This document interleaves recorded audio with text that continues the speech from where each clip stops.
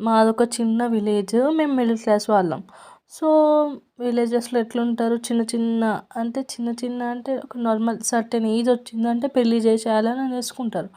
So, అట్లనే నాకన్నా చిన్న వాళ్ళకి పెళ్ళిళ్ళు అవుతున్నాయని చెప్పేసి మా పేరెంట్స్ కూడా even I'm good at studies నాకు కూడా పెళ్లి చేయాలనేసి ఆలోచన వచ్చింది. ఒక సంబంధం వచ్చింది.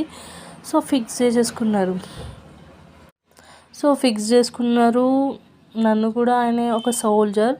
సో, ఎట్లా ఉంటుంది ఓకే గవర్నమెంట్ జాబ్ అనేసి ఇచ్చిండ్రు. సో, అంత బాగానే జరుగుతుంది. ఈవెన్ ఆయన సోల్జర్ అయినా కూడా నన్ను చాలా బాగా చూసుకునేవాడు.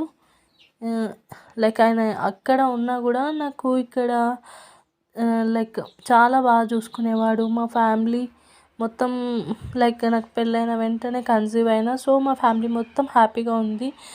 సో, చాలా లైక్ స్మూత్ డెలివరీ అయింది. అంత బాగా నడుస్తుంది. బాబు పుట్టాడు. అంత బాగుంది. ఆయన నన్ను చాలా బాగా అంటే చాలా బాగా చూసుకునేవాడు. సో, అంత బాగా జరుగుతుందనే టైంకి నా బాబు పెద్ద అవుతున్నాడు. సో, 1 ఇయర్ వచ్చింది. అంతా ఆల్మోస్ట్ అంతా బాగుంది. ఒక ఫ్యామిలీ అయిపోయాం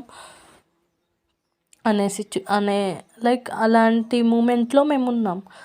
కానీ ఆల్ ఆఫ్ ఎ సడన్ ఏమైందో నాకు తెలియదు. మా హస్బెండ్ మొత్తం లైక్ ఫ్రెండ్స్ అంటేనే మొత్తం ఇంపార్టెన్స్ ఇవ్వడం.